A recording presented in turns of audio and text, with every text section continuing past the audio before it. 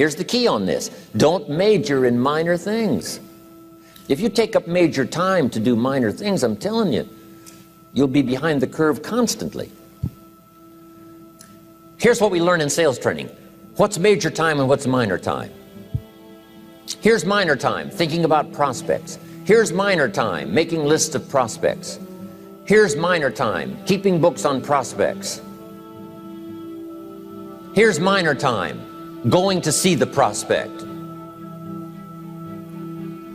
Here's minor time, evaluating the prospect after you've been there. That's all minor time. Here's major time, in the presence of the prospect. That's major time.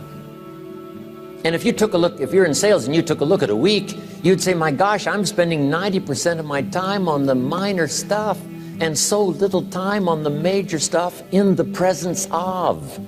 How many hours in the presence of in my day? How many hours in the presence of during my sales week? Because the time that really counts is in the presence of the prospect. Majors and minors. Here's another key time management essential. Don't mistake movement for achievement. It's easy to get faked out by being busy. Guy comes home at night all exhausted, falls in the chair and says, oh, I've been going. Here's the big question. Doing what? It's not the going. Some people are going, and they're doing figure eights. Their progress is small. So don't mistake movement for achievement. Here's another one in sales we learned. Don't mistake courtesy for consent. If somebody's pleasant and they nod, you say, oh, they're going to buy. No, they're courteous. You can't mistake courtesy for consent.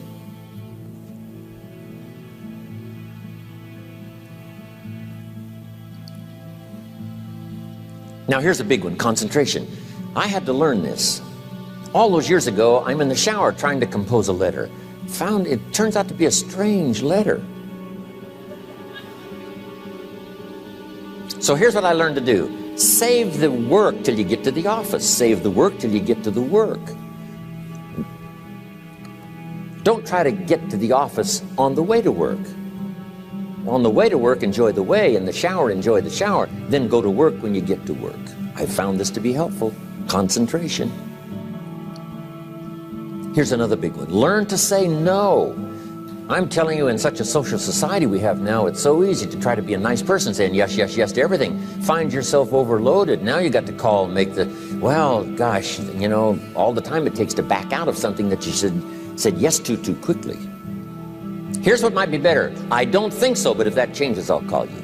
Little things you can use not to overcommit yourself. My friend Ron Reynolds says, don't let your mouth overload your back. It's a good one.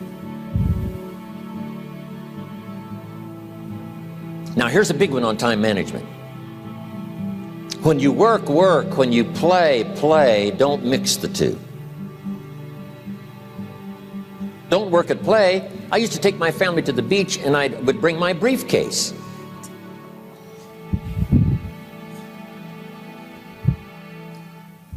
I learned not to do that. Or at the beach, I'm saying I should be at the office. Now my family's upset because I'm at the beach and I'm thinking office. Now when I'm at the office, I'm thinking what? I got to get my family to the beach. So things are not going too well at the office because I'm thinking beach, and things are not going too well at the beach because I'm thinking office. Here's what I learned to do. At the beach, be at the beach. At the office, be at the office. When you work. When you play. Don't mix the two. Don't work at play. Now here's one of the most important ones. Don't play at work. Work is too serious. You don't want the reputation of being the office joker. It's not a good one. Yes, there's time for some pleasant stories. Yes, there's time for a little humor. Yes, best if it's a happy office, of course. But I'm telling you, you got to be serious about work because you're parting with a piece of your life for the work you do. Your work costs you a piece of your life. Here's what it's called. Serious business. Not grim, not unhappy, but serious. Key. Don't play at work. The The old expression, I don't think we use it anymore, horse around at the office. Play around, play jokes, play tricks. No place, not at the workplace. At the beach, yes. At the bar, yes. Somewhere else, not work. You've got to treat work with all due conservative passion, because it's leading you to your future. Here's another key phrase: all work is good. You may not like your job, but if it's the stepping stones to get you to where you want to go, you got to appreciate your job. You don't have to have a passion for your job. Here's the ultimate passion: a passion for incredible success in every department of my life. That's the passion. But don't look down on some menial job you have to do to finally get you to where you want to go. No job is menial. No job is not, no, every job is noble. Training life for pay, making a contribution to society. Next, analyze how you are. And if you have some weaknesses, if you can't, doesn't seem like you can change, here's the key: get it covered. I used to keep promising myself I'd keep the books, keep the books, keep the books. Finally, I gave that up. And back then, it only took me an extra 50, 60 bucks a month for some accountant to keep the books. I said, no, I'm going to save the 50 bucks. You can't believe what I started losing in productivity because I tried to save the 50 bucks. So the key is, a lot of the time you can stay like you are, but just make sure you get it covered. Okay. Next, beware of the telephone and all other systems of communication, especially the telephone at home and systems of communication at home. And here's one of the best lines I've got for you for the weekend: let all communication systems serve you, but don't let them intrude. When it comes time to have dinner with your family, you shut off all systems, unless the ones that can take messages silently. Don't let the phone ring. Don't let anybody intrude, come through the front door, nor the back door, nor through the telephone or any other device. So you can't reach John and his family when he's having dinner. The President of the United States couldn't get through. If you develop that kind of a reputation, father, mother, when we have dinner, when we're visiting and have this time with our family, nothing intrudes. So don't let these clever little devices keep intruding. You've got to have a place that's sacrosanct. It's valuable. You don't let anything in for that period of time. Okay. Isn't that good advice? Excellent advice. Here's the next one. Read all the books. You know, I've only got a few notes here on time management, but if you've got some particular challenges, you run a big organization, a big corporation, you've got some challenges, there's plenty of books. Now, here's what's next. Just be more alert to the things that might be stealing your time. Here's why. Time is like capital. You can't let someone steal your seed corn. You can't let someone steal your capital. And you can't let someone steal your time. You must designate your time. And some of the time that you designate, you must not let anyone steal. Casual time, you might let someone intrude and steal a little bit and take a little bit, but not serious time. Key. Next, one of the great time management savers is to learn to ask questions up front. Sometimes you talk to somebody for an hour, and then you ask questions and find out if you would have asked those questions up front, you could have saved yourself an hour. Asking questions up front helps you to get to the problem now. But if you just launch into some discourse, you might waste 30 minutes, waste an hour, when here's what you should have been talking about. After you finished an hour, you say, John, what's really the problem? He said, well, it's something personal. See, that's what you should have been talking about this whole hour. Key.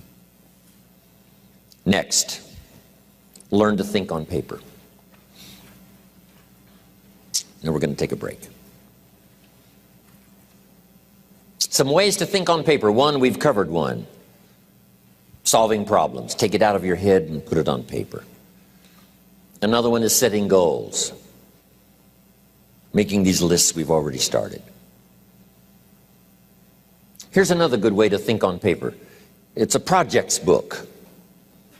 Each person you're working with and each project you're working on, get a loose leaf binder and a tab and some pieces of paper behind the tab, and do a little continual summary of how it's going between you and that person and between you and that project. I call it a projects book. It is so useful to me. But what's going on between you and this person? When you last got together, what did you talk about? And you got a few notes there. Here's what we talked about the last time we got together. Now when you get together again, you can review that so you'll know better what to talk about. When the president gets ready to travel and he's going to meet some important people, guess what they bring him? All these briefing books. Right? The last time you were with Khrushchev, Kennedy is informed. Here's what he said and here's what you said. Kennedy said, oh, that's valuable. I need to remember that. If a person is important, it's worth a little running account. You might even have a projects book for your children. Here's what's happening between me and my child. We've talked about this, and we've talked about this, and we've talked about this. Next, a day timer. Keeping track of all of your appointments. You know, mine is all filled with, when to catch an airplane, and when to do a seminar, and when to sit down and have a conference, all the rest. Next is a game plan. If you've got a house and the insurance is going to come due and some other things are going to come due, you just put it on a spreadsheet and make sure it's taken care of. Key phrase, take things out of your head and put them on paper. And the key is to just experiment with different ways that helps you to do that. Now here's the last one, thinking on paper, and that's to keep a journal. One of the things I'm known for around the world, have been now for 39, 40 years, is keeping a journal. Now my journal is not it's not necessarily it's not like a diary. It might be part diary. I'm flying over Ireland and I write down a few little things that impress me. Today I met this person. Wow, what an extraordinary event. Today I conducted this seminar in Rome. 1,000 people stood up and sang for me. I've got a little bit of a diary in there. But here's what primarily your journal is for. Collecting good ideas. A journal is to collect good ideas on your health, good ideas for your business, good ideas for your future, good ideas for time management. Because I used to take notes on pieces of paper and torn off corners and backs of old envelopes and restaurant placemats. And I threw all this stuff in a drawer. It did not serve me well. I finally learned to get a bound copy, right? And just keep a journal, right? If I was here, I had my journal, I'd be taking notes, right? These 2 days in my journal. Now, if you're caught without your journal, you just take the notes when you get back home. You put those notes in your journal, throw the paper away. Because we don't usually go through paper to review. But see, my journals now make up a significant part of my own library. My journal's all reserved privately for my children and my grandchildren. Can you imagine what I've collected over the years? It's unbelievable. There are 3 treasures to leave behind. I think you've already got those notes, right? Here they are. Number 1, your pictures. Don't leave the event unrecorded. It takes only a fraction of a second to say, here's who I was with. When I travel the world, right? We take all these pictures, and here's one of the gifts. People send me the pictures they took of me and them. It's part of the treasures I have on the farm. Incredible.